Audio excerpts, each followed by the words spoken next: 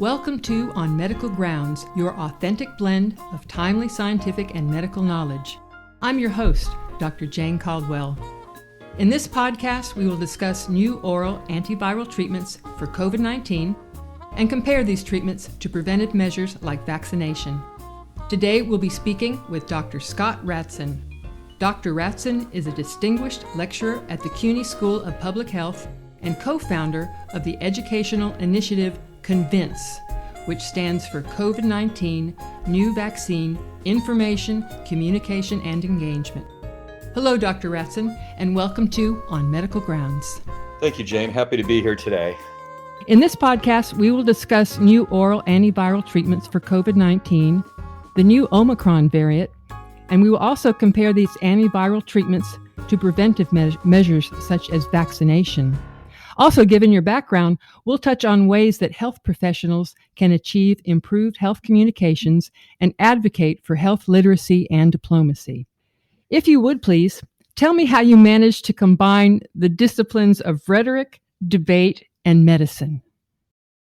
Well, Jane, thank you for that introduction. And as you mentioned, I've been engaged with all sorts of areas of how we look at health challenges. And my first work when I first finished medical school in the 1980s was when AIDS was first identified. And it was clear that we needed more than a medical response to address the challenges that we face with the HIV virus. And that's where we really needed to combine the disciplines. And fortunately, I had known during my early career in medicine, I went to the Harvard Kennedy School of Government, studied health policy, as well as you mentioned, with the degree at Emerson in communication. And it was clear that we needed to have a proper emphasis with an evidence base. And fortunately, years later, I was able to establish the program in health communication at Tufts Medical School and Emerson College, and now lead health communication for social change master's program at CUNY School of Public Health in New York. These disciplines now have evolved, and there's 40 programs in the United States, many medical schools, schools of public health, schools of communication around the world have emphasis in health communication, combining an evidence base amongst theory and practice for, I should say, centuries. When you think about how medicine began early, that it was not just the science, it was the art and the ability to give people information to make decisions and health and well-being. So it's a long answer, but I'm happy to be engaged with the field, and it's more prominent than ever these days with COVID. That's excellent. Could you please give us the definition of health literacy? Yeah, I was fortunate to identify health literacy as a challenge, as mentioned, in the global environment with Health Promotion International and others, but then worked with Dr. Ruth Parker at Emory, and we developed a definition of health literacy that's now adopted in the Affordable Care Act, as well as the activities on the national and state level. And we've defined it as the degree to which individuals have the capacity to obtain, process, and understand basic health information and services to make appropriate health decisions. And the reason why it's important to think of health literacy as a fundamental part of our health system is it's not just the individuals need to learn, and it's not just the doctors or the learned intermediary, the pharmacists, the physician assistants, and others who are engaged to give people the information. It's also to simplify the system to make it easier to make the right choice for health. And that's why we've called it appropriate health decisions with health literacy. And that's where our research is engaged. And it's even involved today into vaccine literacy to also help make it easier for people to choose vaccination. It's been a very exciting field to see it grow as well in concert with health communication. So how does that differ from health diplomacy? Well, diplomacy is generally thought of as interaction between states. It goes back to the French in the 17th century. We have diplomacy at the State Department, of course, but we also now have health diplomacy, and the Office of AIDS and PEPFAR is all linked to developing, again, programs and projects from USAID. I mean, I spent a couple of years in Washington working for the agency, where we were trying to not only give, it's not a donor-based giving for development, but teaching people and using diplomatic skills and policies that make it easier to advance health. And that's where I think also, we need, which we're trying to do, some people have already called this vaccine diplomacy, to give vaccines, but giving vaccines does not promote vaccination. You need the policies and the communication in place, and that's where health diplomacy is the overarching construct. Okay. Well, let's apply those definitions to education and communication during the COVID-19 pandemic. So here in the U.S., the FDA has authorized, and I told you I had trouble pronouncing this, molnupiravir. It is also looking at Paxlovid as 2 new oral antiviral drugs. Both are pills with a 5-day treatment course, and each pill has been found to improve the outcome of high-risk patients infected with COVID. Dr. Ratzan, how should the healthcare community respond to the news of these new treatments? Well, first of all, it's great to see that the scientific and medical progress of applying the knowledge and skills that we've had over the years, initially, of course, with mRNA vaccines that were more experimental, and now the main vaccines around the world, as well as the work that we've done over years for antiretrovirals with HIV and others. So molnupiravir as well as Paxlovid seem to be the first generation of medicines that will stem COVID. We need to say for your listeners that only molnupiravir has been approved at this juncture for emergency use authorization by the FDA for use, and Paxlovid is under review. We have seen, however, during COVID, one, speedier review for emergency use authorization, but secondly, companies have been much more proactive of putting information out on the hopeful nature of their medicine, one, being approved, but two, on the ability to stop the virus from replicating. And we have heard in both cases, and after the FDA review with the Merck drug called molnupiravir, that it does have at least some efficacy. It looks like at about 30% of cases, at least what was promoted in the FDA review. There are some groups that it's not approved for, such as pregnant women and others, but it is a medicine that the U.S. government has invested a lot of money to buy the doses, and Merck is projecting 10 million courses of the drug that are available by the end of the year. So this is for outcomes for high-risk patients only, is that correct? Well, essentially, for better or worse, the best arsenal that we have, and we've had, the only way we got rid of smallpox was through vaccines. The only way we got rid of polio was through vaccines. And the likely way that we're going to be able to really stem COVID is through vaccination. So there are some people, however, whether they've had 2 doses or now it's recommended to have 3 doses as the full set. Some are calling it a booster. Some are saying it's really what the Pfizer and Moderna vaccine should have had, of 3 doses. While people are not fully covered, they're having some breakthrough infections, and others that are not covered at all are having some infections. So these drugs are indicated once someone has both symptoms and a positive test. Then they are suggested, or if prescribed by a physician, to take the medicine for 5 days. And they're not easy medicines to take. You have to take 3 pills twice a day. And in the case of the Paxlovid, at least what they're applying for, emergency use authorization. And the molnupiravir, you're also, going to take 3 pills, twice a day. I should have mentioned that the Pfizer one, they're actually asking for 2 other drugs because there's a combination drug with Paxlovid. Mm-hmm. So the high-risk studies, they looked at administration of these oral antiviral pills within 3 to 5 days after the COVID symptoms appeared. I guess timing is pretty important for the efficacy of these antivirals. Could you elaborate on the symptoms of COVID-19 and what the tipping point should be for medical intervention?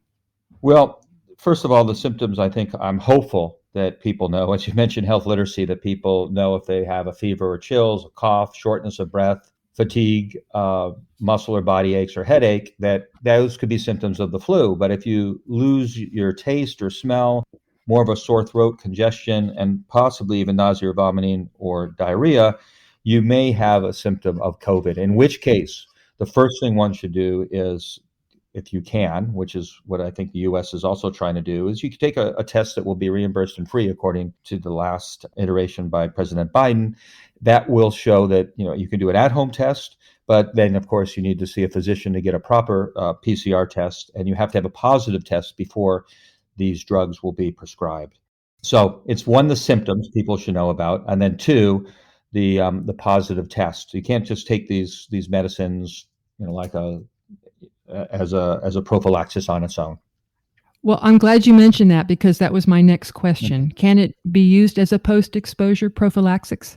Well, I mean, I guess you can, in some ways, you can call it a post-exposure treatment once if you're post-exposed and positive. That's what the label seems to have, that you need to be tested positive. I see. Or you can take these drugs. And the government's going to pay for them. And this Paxlovid is $530 for 5 days and $700 for molnupiravir. I'm also stumbling on it. It may have a if I can say, but they're buying these. These are $700 courses. You do have to go see a physician. You do have to have it prescribed, and the physician will prescribe it after a positive after a positive result of a test. Can these pills prevent us from getting COVID? Well, these have not been applied for in that regard. However, there's a new monoclonal antibody called Evusheld that AstraZeneca has put forward that just got approved by the FDA last week. That's an injectable for people who can't get vaccinated, who have compromised immune systems.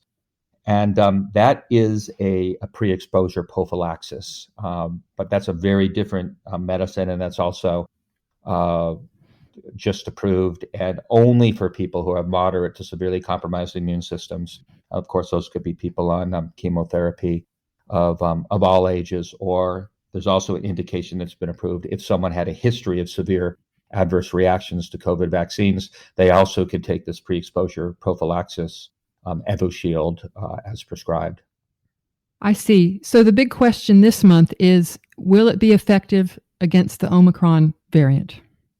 Well, it seems that, nobody knows right now, if we could just call it that. The data is not all in on the Omicron variant and how all the vaccines are going to stand up. We've talked about, I've mentioned the mRNA vaccines, most people know now as the Pfizer or the Moderna. There's also a Johnson & Johnson vaccine, which is adenovirus, which was a single dose, also recommending boosters. Each of the companies that have been making these have put out some preliminary data that they believe that theirs is effective. They're not saying 100% effective, and they're not saying zero. So I think the data still needs to be collected, and then we will know. But the one thing we do know about Omicron variant is that it is more effective.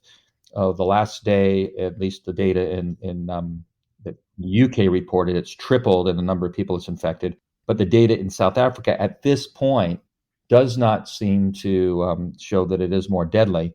However, when I listened on the last CDC briefing, they say this virus has tricked us before. The Omicron variant already has 30 mutations, and if we have a Omicron plus variant, and we did have a Delta plus variant that was in the press a little bit, some of these become more virulent, and a couple of mutations as it keeps circulating because we don't have a fully vaccinated population.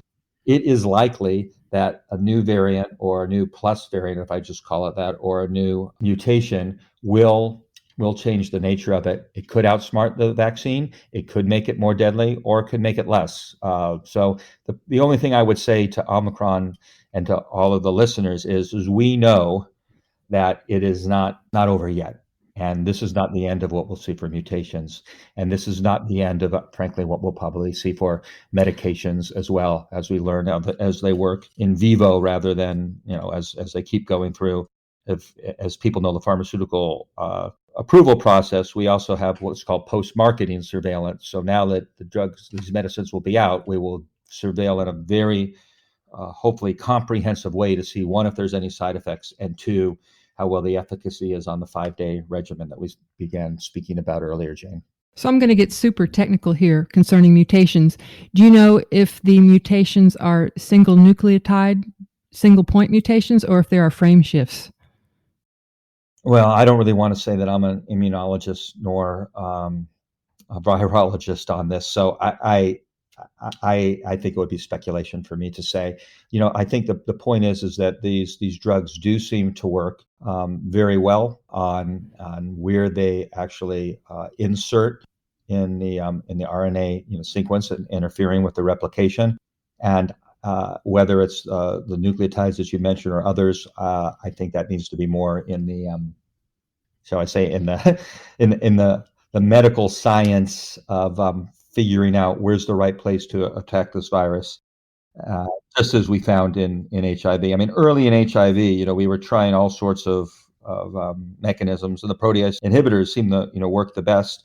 But then we knew that we needed NNRTIs, we needed a whole variety of medicines in combination, and then even looking at the medicines that now have been used for pre-exposure prophylaxis of on HIV. All of these evolve, and we're learning quite a bit on the coronavirus, and we have been tracking coronaviruses, with other SARS and Middle East respiratory syndrome and others. So I think we have a good arsenal, but I'll leave that up to the scientists who are developing these medicines to develop the right safety profile and efficacy. So, do oral antivirals like vaccines pose some, albeit small, inherent risks to the patient?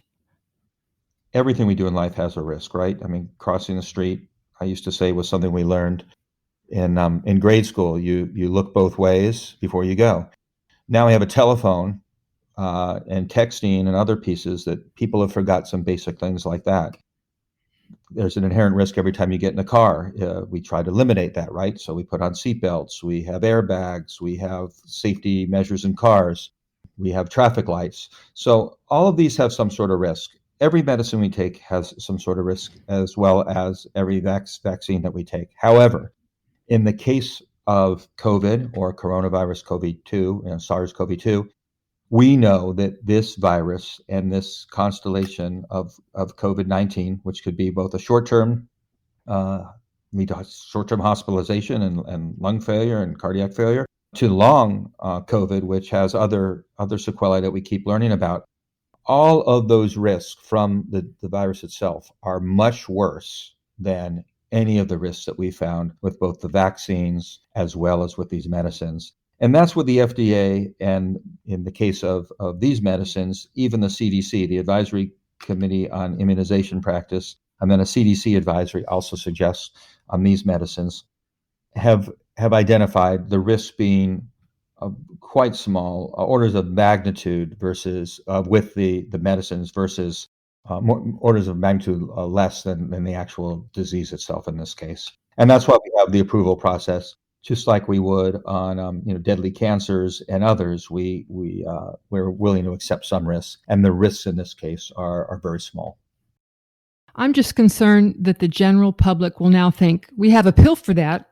Why bother to get a vaccination for COVID? Should healthcare providers continue to stress vaccination over the use of these medications? Jane, 100%. It's a great question, great concern. I'm concerned. I know that many in the public health community are concerned. Medicine is concerned that we cannot rely on a pill to get us out of this pandemic. We can't rely on injectable antibodies. The vaccine is the only way that we'll be able to work toward getting a herd immunity or getting it to a level that it becomes like another flu.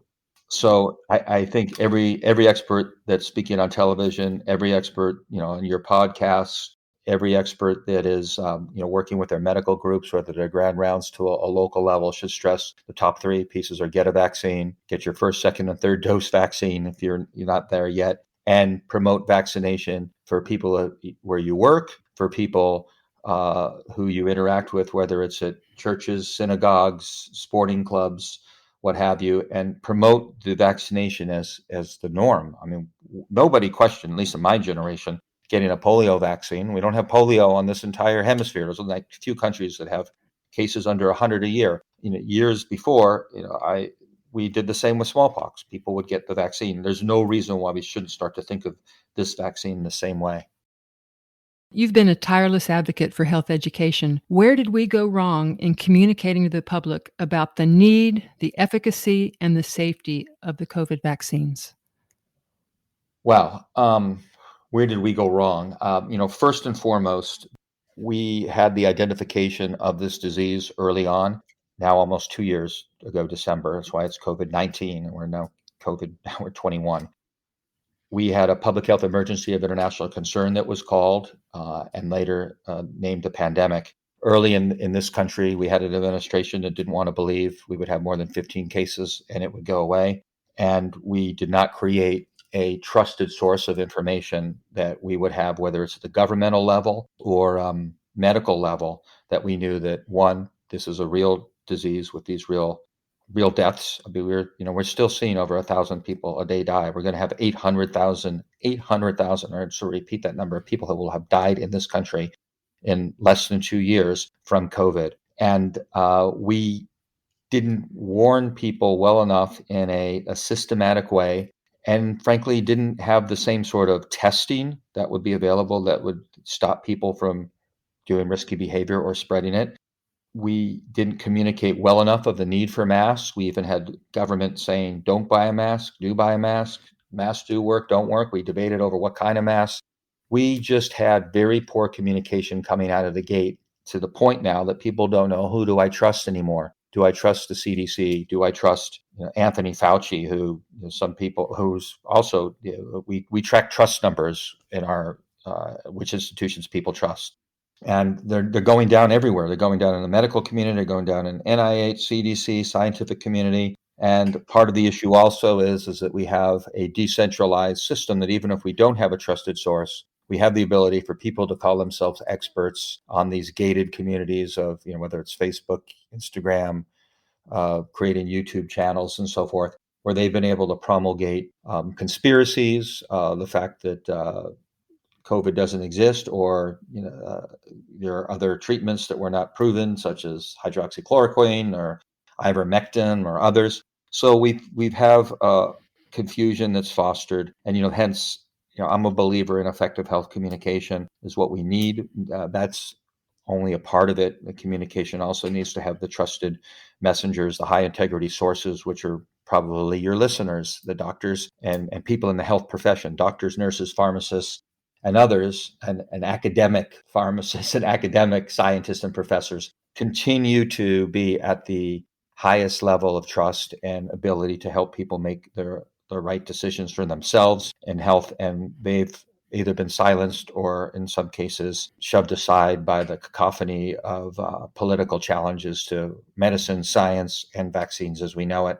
I never thought we would see this in this country so quickly, but we almost have a perfect storm, and the virus outsmarts our system, and our system might be a 20th century system that's evolving in a 21st century world, and we need to do better. And we're fortunate that we're having this discussion, that we have vaccines and medicines. Imagine we had to wait another year for a vaccine. How many more deaths would we have had?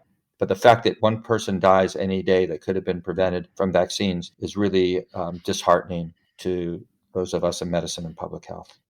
So, can you give us 3 ways that healthcare professionals can foster education and improve understanding of COVID-19 in their communities? Well, 3 ways. I mean, first is to listen. Try to understand why people have not got the vaccine.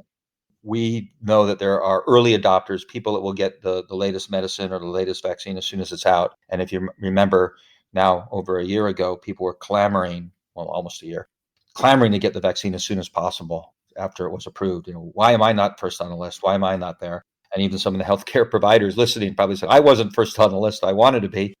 But there were many that we've learned, and we call these late adopters, people that haven't got their vaccine yet. And, we were calling this nearly over in July, and then we had the Delta variant. So we call these late adopters. And if you listen to these late adopters, they need to hear more from their doctor. They need to hear more about how this will help them have their life better and back, and how this will protect them and their families from getting sick and against a new variant even. So you have to listen. Are they late adopters? And then address with more than one issue. It's not just take it because I say you should take it because it's approved. The second thing we need to do is make this a social norm. So it's no big deal that, you need to carry a driver's license to drive a car. It's a privilege. Well, we might need to have vaccination cards or vaccination QR codes or something on our phones that most people have, that then says it's fine to know that I'm safe protecting myself and others, and make that more of a norm, not as a barrier, but as a norm. And thirdly, we need to have physicians and others involved in their communities as leaders in this sort of health diplomacy, as we called it, right? That we're not just talking to our patients in our practice, we're also in the hospitals where we work, making sure that all health workers and everybody who's a contractor or everybody who's there also is vaccinated and practicing good public health and hygiene measures, whether it's hand washing, social distancing, masking. So, it's at the individual level, it's at the social norm, how do we change society level, and then it's at the level of where we work and live. Similarly with our, like I say, the social capital, where if we go to churches or sporting clubs or restaurants or other places where we live our lives. And I think it's a huge challenge to get everybody out to think that way. You would think it would be easier, but we've been fortunate by medical science solving most of the challenges. But medical science is only part of it. It's the social science that we need to get people to be vaccinated, or we'll hit over 1 billion dead in this country if we're nearly 800,000. It's really, really sad. Well, before we close today, is there anything that you would like to add that I didn't ask? Oh wow! I mean, we could keep going, Jane. This has been a great. This has been a great conversation, and I don't want to end on a pessimistic note.